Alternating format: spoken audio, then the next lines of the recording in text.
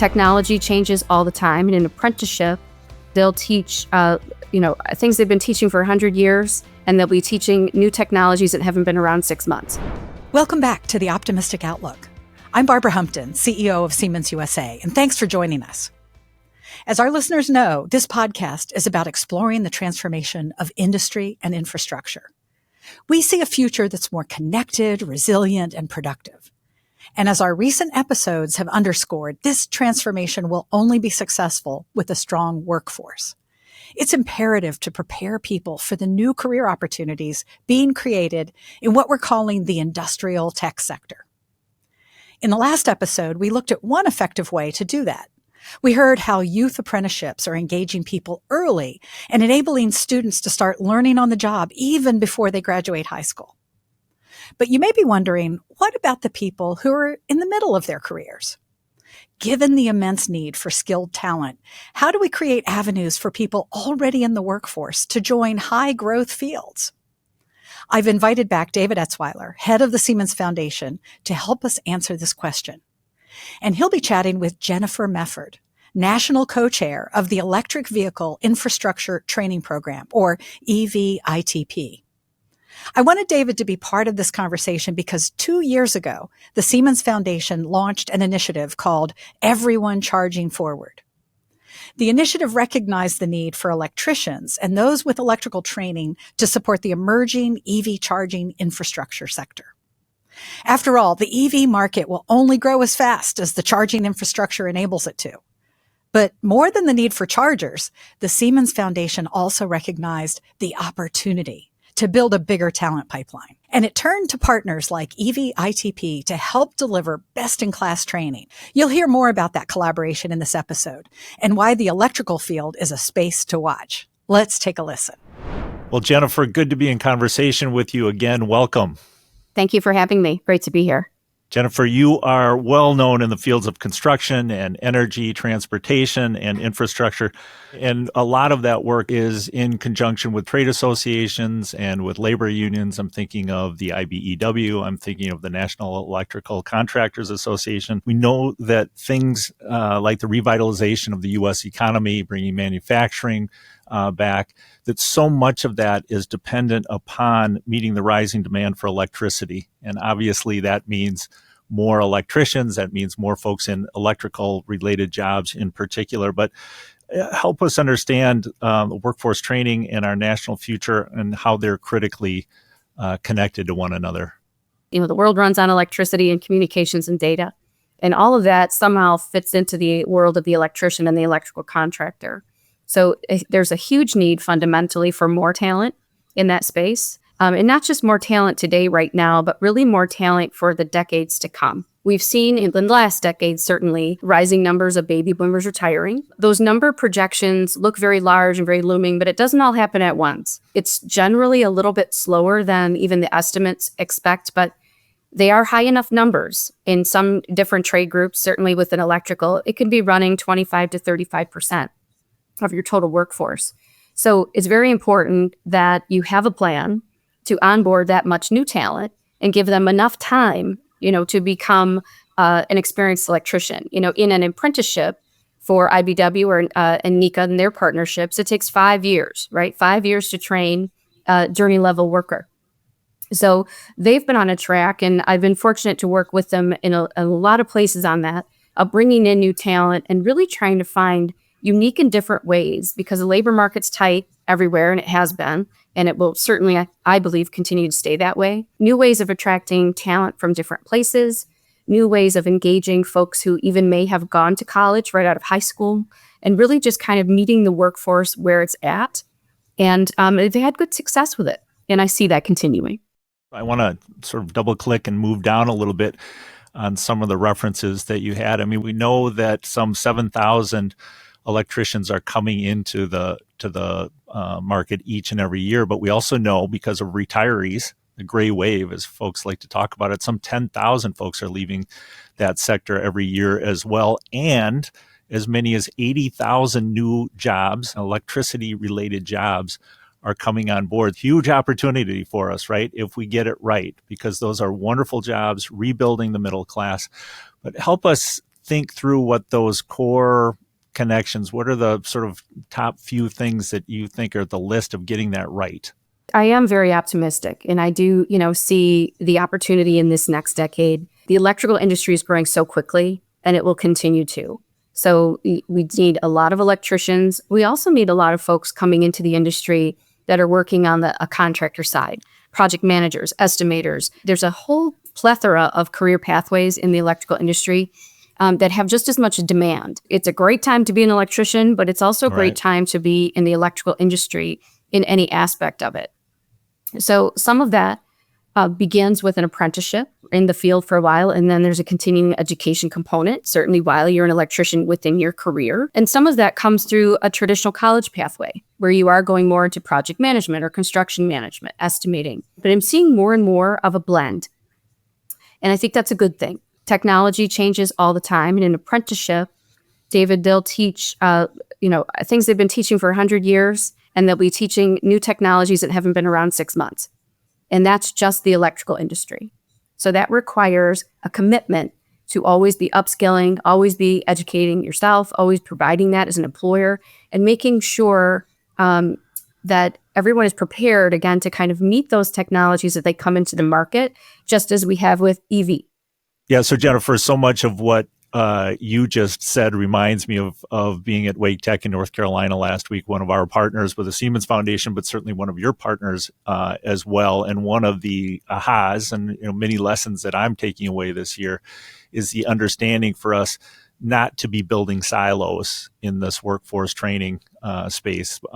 And when there are things that begin to look like silos, to make sure that they are porous, because folks are coming into the fields in many, many different ways. They're exiting at very different levels. And we have to be nimble in order to make sure that we're taking care of the folks that we show up each and every day. I want to transition a little bit to your national co-chair role of the electric vehicle infrastructure training program, something we partner with you on very heavily. But I just would love to have you tell us a little bit about the approach and what are those key skills and competencies that you're working to instill. EVITP rolled out as a credentialing program about 12 years ago and continues to expand around the country. We've trained tens of thousands of electricians to really prepare for that market. It has a couple of different channels, and one is a journey level upskilling for electricians that are installing electric vehicle charging equipment. Kind of looking at the market and the electrical trade and what needs to be conveyed to experienced electricians to make sure all those installations are done safely. One of the things that we've seen in all the work I've done with workforce development is the critical element of work-based learning or some type of experiential learning. Of course, apprenticeships have done hands-on learning in construction so well for 100 years. Right. What I'm talking about is something that sits before the apprenticeship that allows a person that doesn't have a construction background to experience that trade on a job site, to really be in the environment and see what it's really like.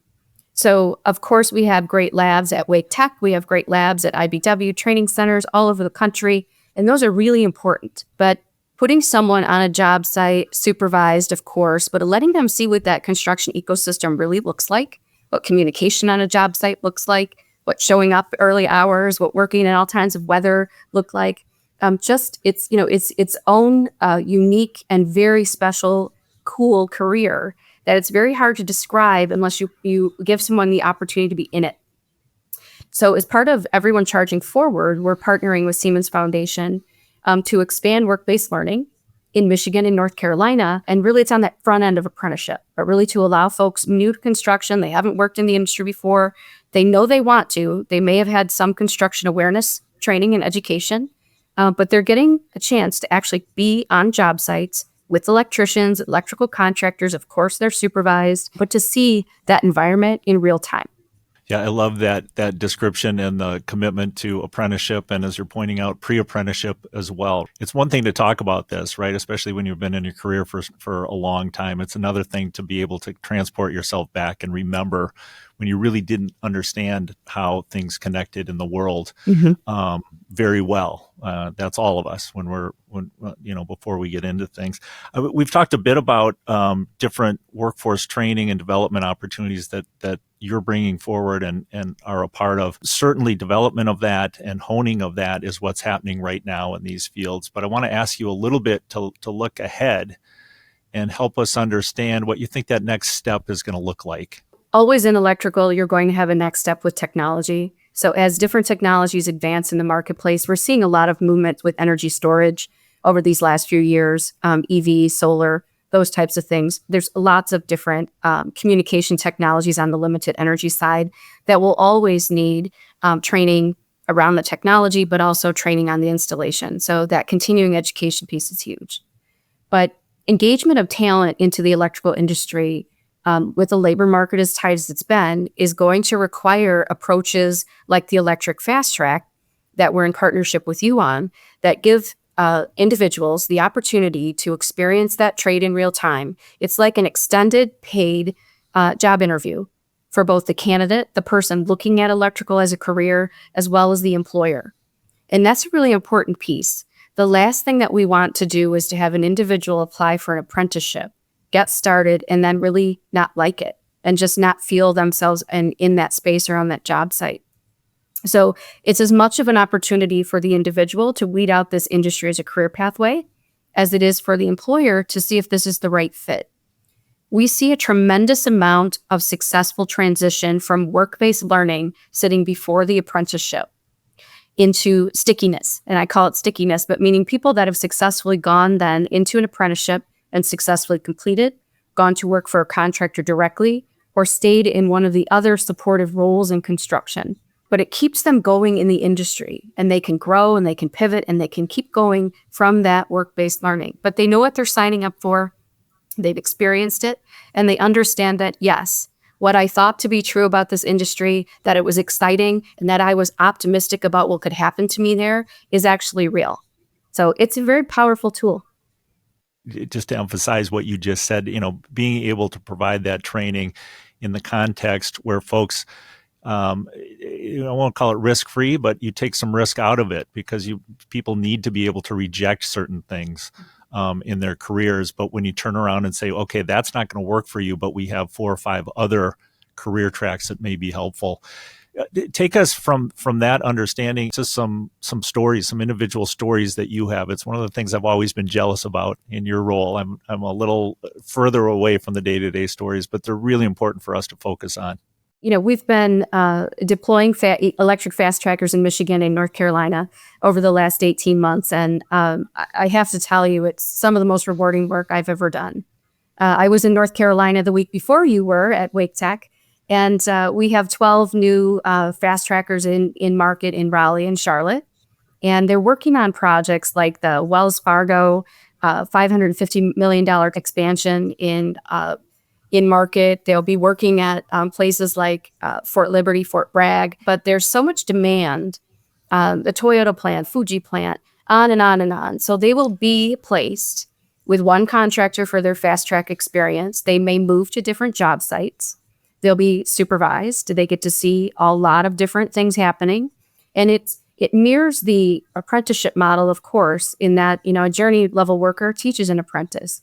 Yep. And in this environment, our fast tracker gets that same feedback loop, that same supervision, that same ability to see that in real time. The labor market has been very tight, as we all know, for the last many years. We see candidates coming from all over the place, many different ages, with everything from community college degrees, bachelor's degrees, to high school graduates. The labor market is not one where there's just a plethora of people who are not working. And to me, David, that's one of the keys of Fast Track being a paid work-based learning experience. Adult workers need an income. Right. And they may want to make a career change. They may be in a job that is keeping them at the same level, and they may be very interested in making that change, committed to it and wanting to do it, but they simply cannot afford to stop that income. So Fast Track allows them to transition into that. And again, the goal of Fast Track isn't that 10 weeks. That's the beginning. The next step is an apprenticeship. IBEW and NECA apprenticeships are full-time jobs, right? So you're just transitioning from one, yes, I want to try this, right into a full-time job that, of course, is going to have wages and benefits and all those things that come with that as a career path. The fun part for me is seeing people who may have been in a service job, who may have been just working at a level and just not getting anywhere, coming into this experience, realizing that they can do it, and that it is exactly what they thought they were going to do and be on a pathway. We have one gentleman, Kevin Tittle in Michigan, and Kevin came to us and he was very interested in construction, and we partnered with IVW Local 17 in the Detroit area. And we tapped into the fast track funding and what they want. They have a lot of demand on the utility side of the industry for linemen, but everything also in the traffic division, lots of entry-level positions. We worked together to get him through his CDL Class A license. That makes them highly in demand on many different career pathways, but certainly for a utility local like Local 17. He is, graduated with a CDL. He graduated from his fast track experience. He's currently working in their traffic division as a controller. He's applied for the lineman apprenticeship. So again, they're keeping him, David, right? They kept him in fast track. They're keeping him working. And now while he's waiting to go into that apprenticeship. So it's really exciting.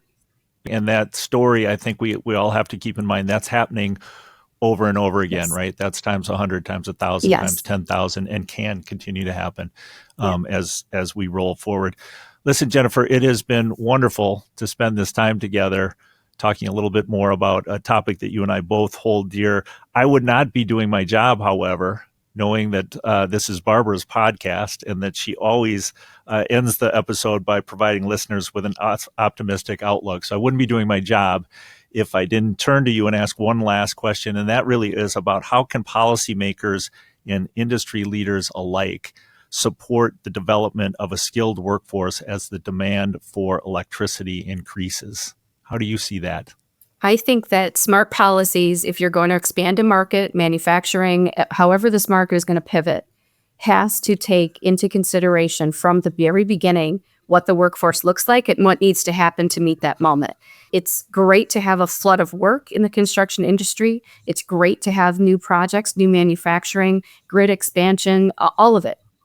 But if we don't have the labor market to do it, it's going to be clunky at best, inefficient, and at times not safe. So working in collaboration, great policy can be supported, written, enacted, and we can all go forward if we all really work together and listen to each other and remember that they can happen at the same time. We can be developing the workforce for the markets that we see coming if we're talking to each other and we're all looking at, hey, this is where we're going. These are the people that we need to bring with us. It's really the collaboration, especially right now, as we're poised for change, certainly in the electrical industry, going to be tremendous growth. We have to be having conversations about what specific skill sets, how can we engage talent differently, how can we make this work to meet the market. Wonderful. Jennifer, it's all sitting out there for us. You are leading the way on it along with so many others. Thank you for your time today. Thank you. I want to thank Jennifer and David for sharing these important insights with us. It's becoming increasingly clear that the electrical workforce will be an important driver of America's manufacturing resurgence. So we need to make sure we have the pathways to draw more people to these jobs. Our show notes have more information if you're interested in EVITP and the Siemens Foundation. There's also a link to my LinkedIn page where you can comment on what you heard today. Please follow us on social media and on your favorite podcasting platform. Thank you for tuning in.